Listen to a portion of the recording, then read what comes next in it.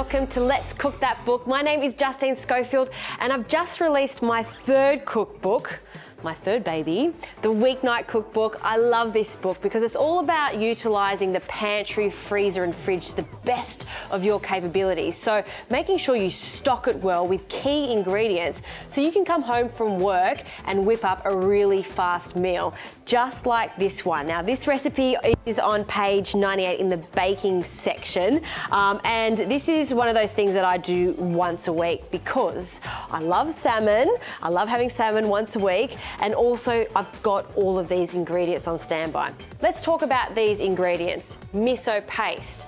This is, these days, a super popular ingredient, and you can get it from all your supermarkets and good Asian grocers too. So there's no excuse not to have some miso paste in your fridge. This is white miso paste and it lasts forever in the fridge. It has that umami, savory flavour. So it does give everything from dressings to marinades, and that's what I'm going to be doing for you, just a real big kick, and it's a flavour booster. So definitely have this on standby.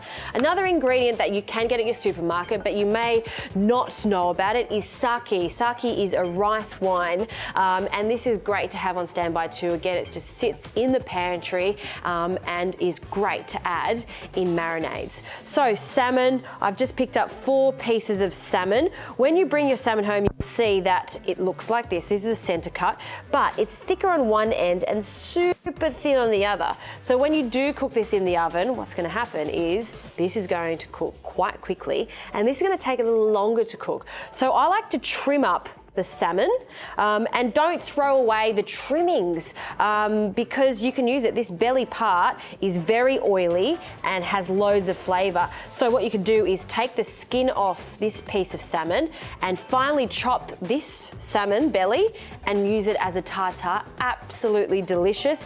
You can slowly poach it, shred it and make it into a dip or a sandwich spread. There are so many different things you can do with it, so please don't throw it away. So again, just making sure that I line the fish up and then trimming it so they're all the same size. A good sharp knife makes a difference with this. Just trim that too. And this salmon is also pin boned because we all know people don't like bones. So I'm just going to put this to one side and we'll use that later. So I'm just flipping over the fillets. And now I'm going to pat the skin dry. So what the aim is with the salmon is crispy, crispy, crackling skin. Yes, I said crackling. It's going to be blistered and crispy. And I want super moist, flaky fish that's not overcooked. And I'm going to show you a really cool technique to get that. So the first step to this technique is getting that skin as dry as possible, because moisture is the enemy with any type of crackling, from pork crackling to lamb crackling to fish crackling. So nice dry skin. I've also removed the fish from the fridge at least 20 minutes to 30 minutes. Please do this because we're going to get a nice even cook. That is going to make the difference between an overcooked fish and a perfectly cooked fish. So 20 minutes out of the fridge.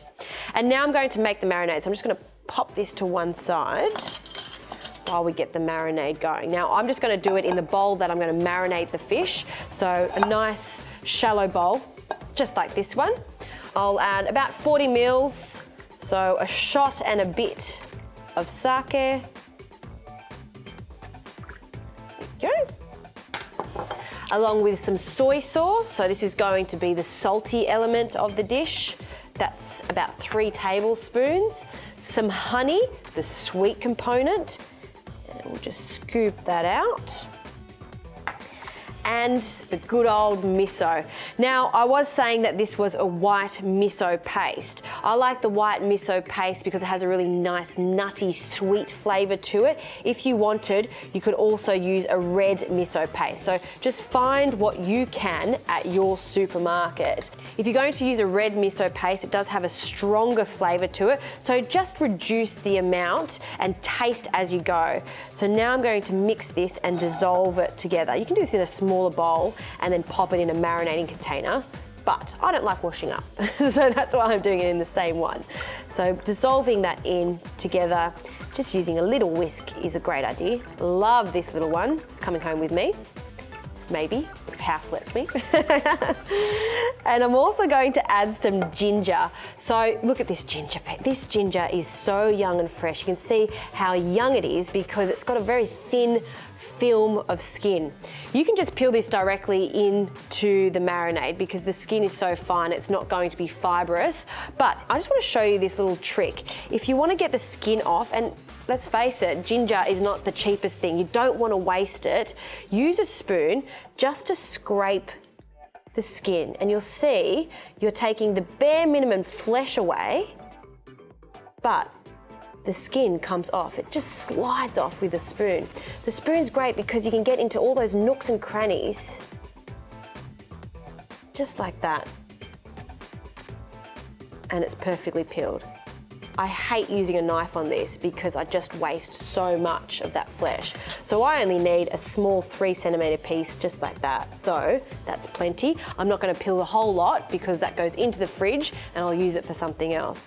Now we'll just finely grate that on a microplane, and using this microplane is great because it just shreds it and minces it so we get an intense ginger flavour as opposed to big chunks. I don't want big chunks in this recipe. Okay, we'll just tap that on the side. And now give that another whisk and allow all those flavours to mingle. So another quick whisk and you'll see we have a really fragrant, silky smooth marinade.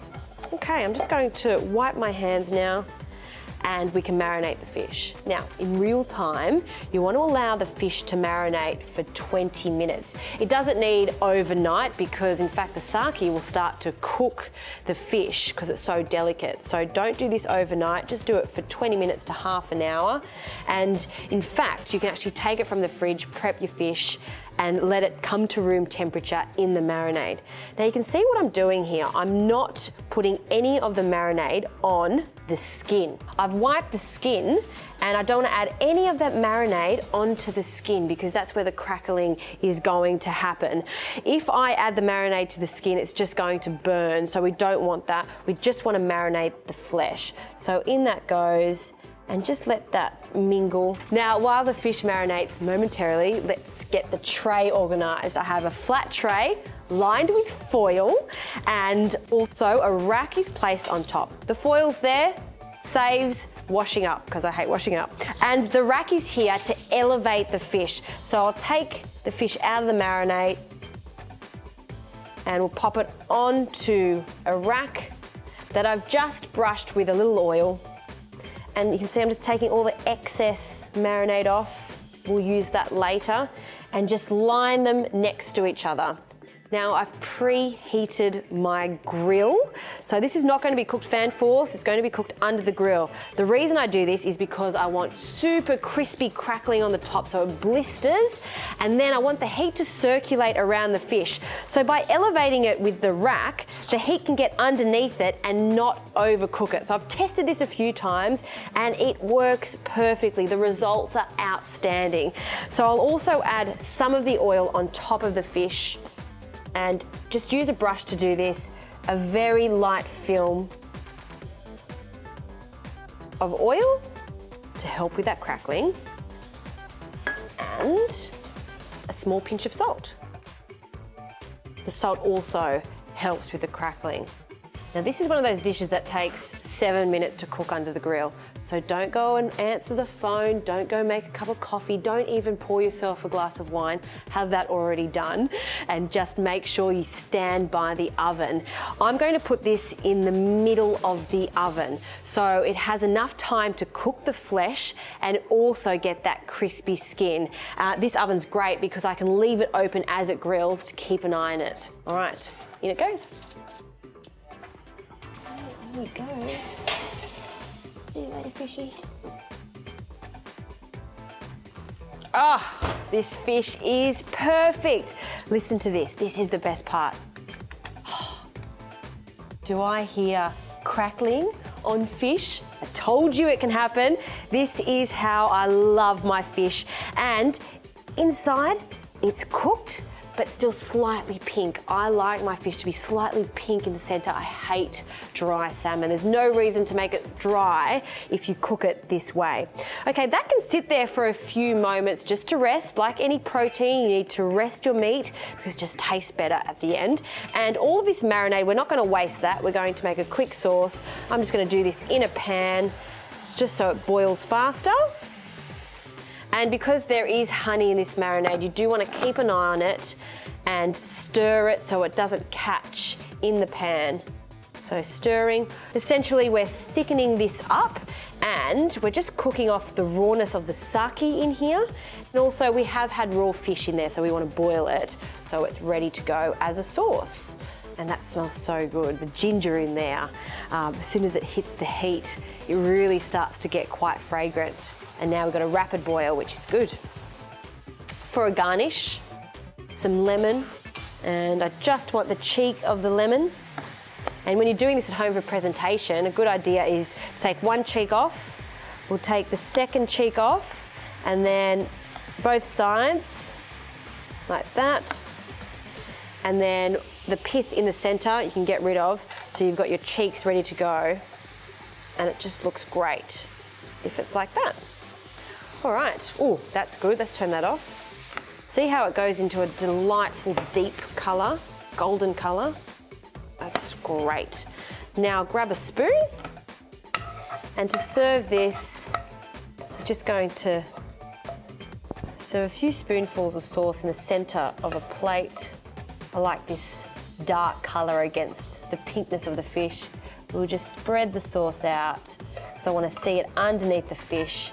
And because we've made so much effort to get salmon crackling, we don't want to put that crackling in the sauce. So I'm going to grab, I'm feeling greedy, I'm going to take the biggest fish fillet and we'll pop that in the sauce, so flesh side down, and we're going to show off that crackling. A bit of rice on the side, along with a cheek of lemon, and because I'm in the mood to show off today, I've made some spring onion curls. These are so easy to do. All of the dark bits of the spring onions that we usually throw away, don't throw away. Finely chop them just into, they'll be like flat like this, and then you pop them into some iced water. You can do this ahead of time, a day ahead of time if you like. And what happens is the chilled water curls the spring onions, just like that. It's just a really nice garnish. I'll just drain off the excess water. I'll even go as far as to pat it dry so it doesn't affect our crackling. And we'll just pop that on the side and a little on the crackling there.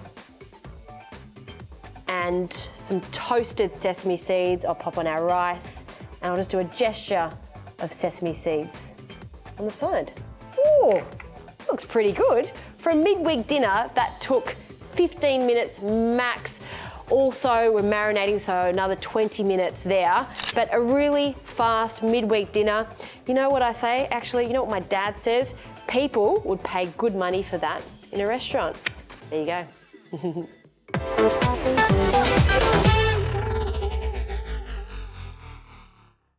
People pay good money for that in a restaurant. I love that, Just. It's delicious.